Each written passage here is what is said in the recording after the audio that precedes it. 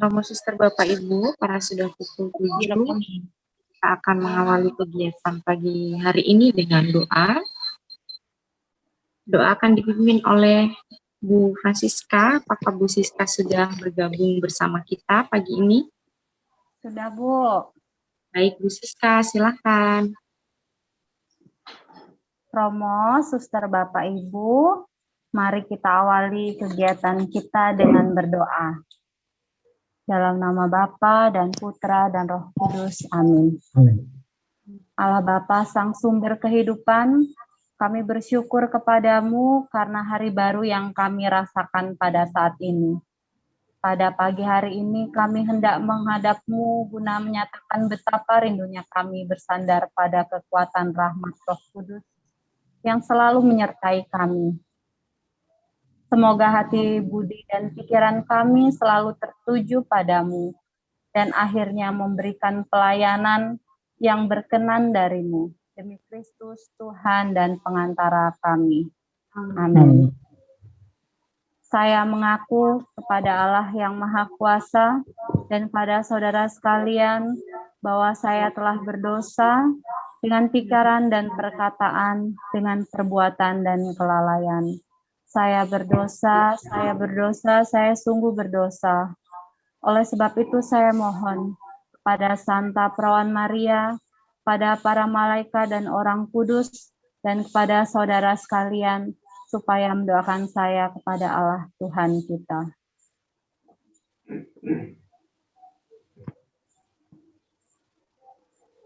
Allah Bapa Maha Setia, Engkau mengasihi kami. Semoga kami pun mengasihi Engkau dengan segenap hati, dengan segenap jiwa, dengan segenap akal budi, dan dengan segenap kekuatan kami. Dengan perantaraan Yesus Kristus, Putra-Mu Tuhan kami, yang bersama dengan Dikau dalam persekutuan Roh Kudus, hidup dan berkuasa Allah sepanjang segala masa. Amin. Marilah kita mendengarkan sabda Tuhan dan merenungkannya bersama Romo Andre. Haleluya, haleluya, haleluya, haleluya, haleluya, haleluya. Allah telah mendamaikan kita dan telah mengutus anaknya sebagai pendamaian bagi dosa-dosa kita.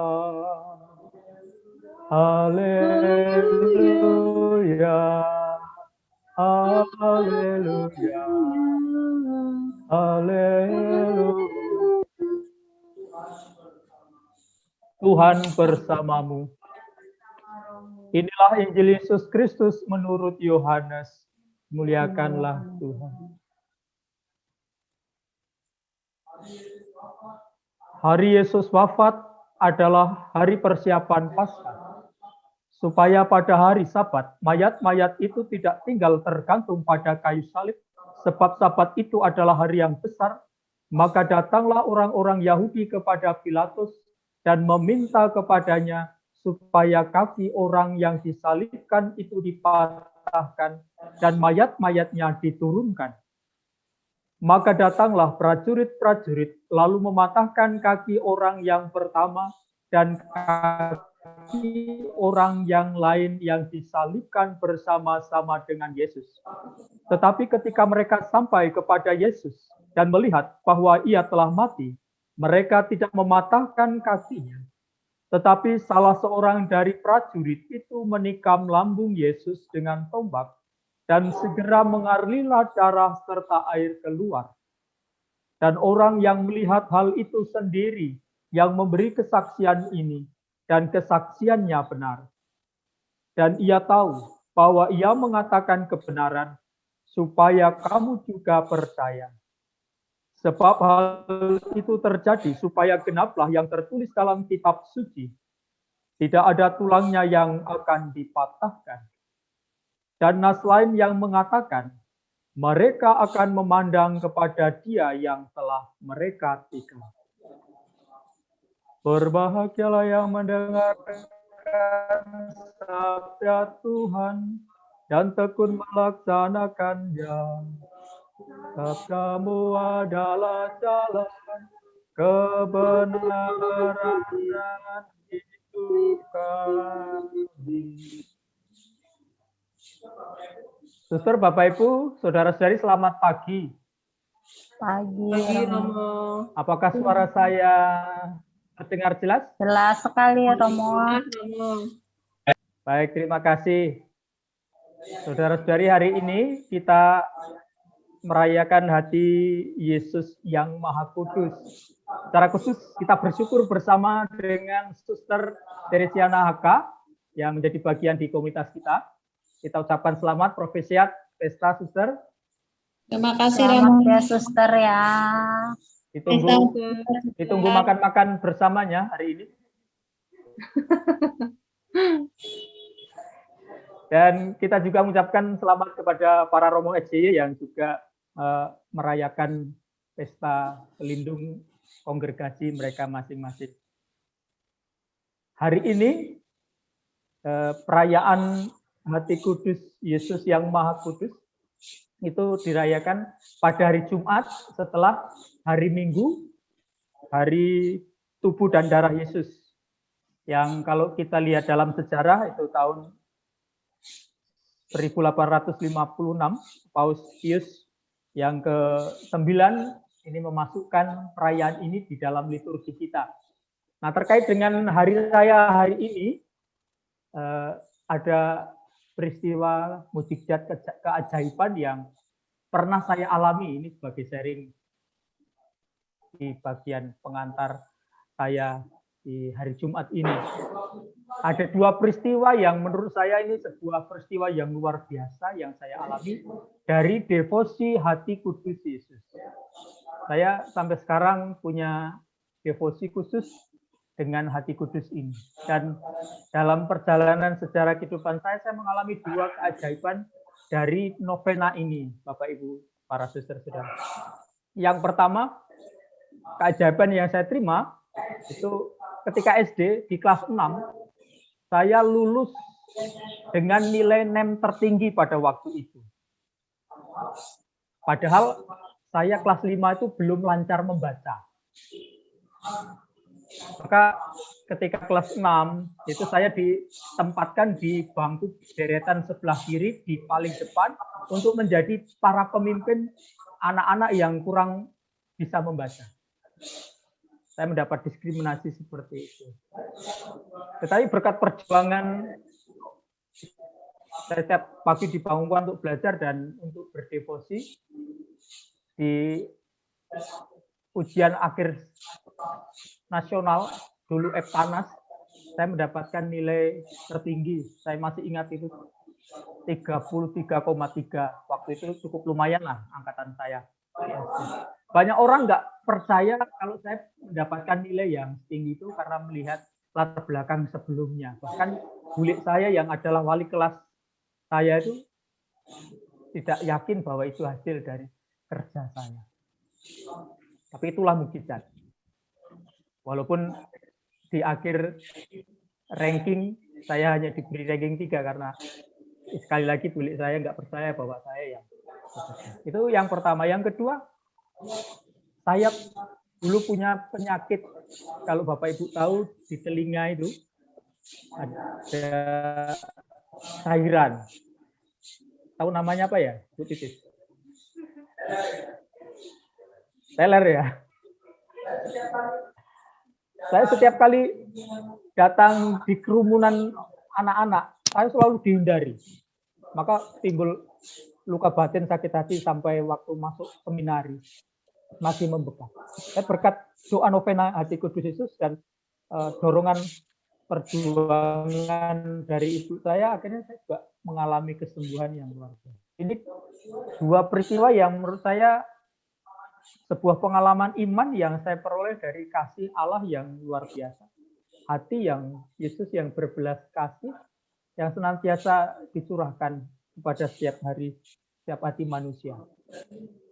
Dua mukjizat ini mengingatkan saya pada peringatan hari ini, hari raya Yesus, hati kudus Yesus, yang mengajak saya dan kita semua tentunya untuk menghormati dan mensyukuri cinta kasih serta belas kasih Allah yang memancar dari hati Yesus yang Maha Kudus. Kita bisa melihat bagaimana hati kudus Yesus ditegaskan, kasih Allah ditegaskan dalam perayaan-perayaan hari ini, yang kalau dalam perayaan liturgi ada perayaan lengkap, 3 bacaan, tetapi saya hanya membacakan bacaan Injilnya. Cinta dan belas yang cinta kasihnya yang kekal tanpa batas. Kendatipun bahwa manusia seringkali berulang kali melakukan kesalahan, tidak setia, jatuh dalam dosa, membangkang, meninggalkan Allah, tetapi ia tetap setia dan hatinya penuh belas kasih. Bacaan pertama kita bisa menimba spirit terkait dengan hal itu. Kitab Hosea menegaskan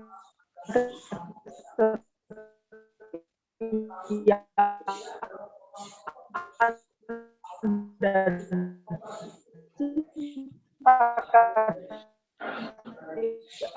Allah kepada manusia tanpa batas.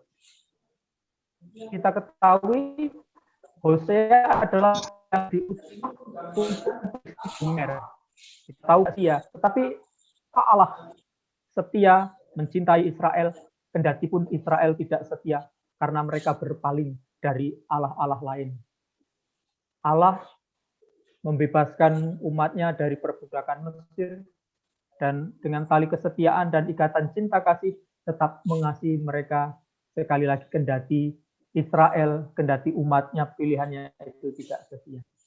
Warta Hosea, kalau kita membaca hari ini, itu sangat jelas bagaimana kesetiaan Allah ditunjukkan kepada bangsa Israel dan terutama kepada kita umat manusia. Dan cinta kasih Allah memuncak pada kepenuhannya di dalam diri Yesus Kristus yang mengorbankan dirinya di kayu salib demi keselamatan kita. Kita bisa mendengar bagaimana Paulus mengungkapkan kasih Allah itu dalam bacaan kedua yang nanti kita bisa cek, kita lihat bersama. Bahwa pengorbanan diri Yesus yang didasari oleh cinta dan belas kasih ini membuka jalan keselamatan bagi kita. Maka Paulus mengajak kita untuk melihat betapa dalam, betapa tinggi, betapa luas, betapa lebar kasih Allah kepada umat manusia. Sekalipun akal budi kita mungkin tidak bisa sampai untuk memahami kasih Allah itu. Artinya, kendatipun manusia berdosa, Allah tidak dapat berhenti mengasihi kita. Kita dapat berhenti mengasihinya, tetapi kita tidak bisa terhindar dari kasih Allah. Kita dapat menjauhkan diri daripadanya, tetapi Allah tidak bisa menjauhkan diri dari kita. Dia tidak dapat berhenti mengasihi kita umat manusia, karena Allah itu pada hakikatnya adalah kasih. Nah, Bapak Ibu, para suster, saudara-saudari, apa makna pesan Hari Raya Hati Yesus yang Maha Kudus ini bagi kita semua yang mungkin aktual, yang mutlak perlu kita hayati sebagai para pengikutnya yang bekerja di sekolah. Kita tentunya diajak untuk belajar mengasihi, mencintai sesama dengan sepenuhnya seperti yang juga dilakukan oleh Yesus kepada kita umat manusia. Kita diajak untuk mencintai setiap pekerjaan, setiap anak didik yang dipercayakan kepada kita tanpa membeda-bedakan. Karena hati Yesus yang terluka oleh dosa semuanya. Darah dan air yang keluar dari lambung itu melambangkan kehidupan yang sampai sekarang ini kita terima melalui sakramen-sakramen yang oleh Kristus dipercayakan kepada gerejanya. Maka pada hari ini mari kita mohon kepada hati kudus Yesus agar kita selalu bersedia memperhatikan sesama kita. Sebab Yesus selalu menaruh hatinya kepada semua orang, terlebih kepada mereka yang lemah dan yang membutuhkan.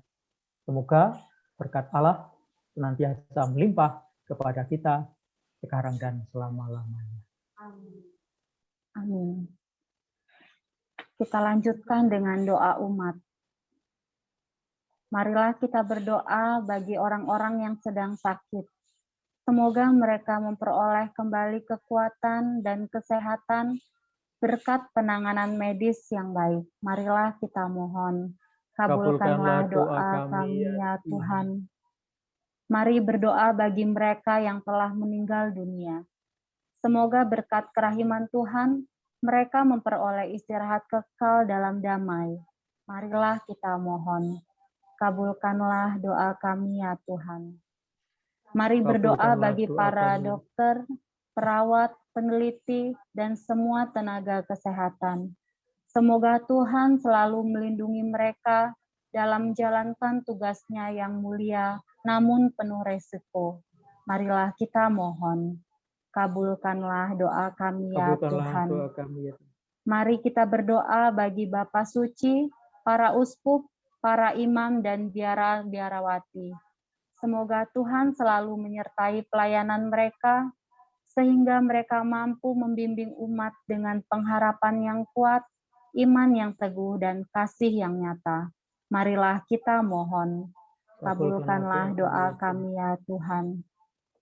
Tuhan Yesus, Sang Penyembuh Agung, tinggallah bersama kami. Sertailah kami, sehingga di tengah kecemasan ini, kami tetap merasakan damai-Mu. Sebab Engkaulah Tuhan dan pengantara kami, kini dan sepanjang masa. Amin. Allah Bapa yang Maha Kuasa, Engkau telah menyatukan kami di dalam ibadat bersama ini.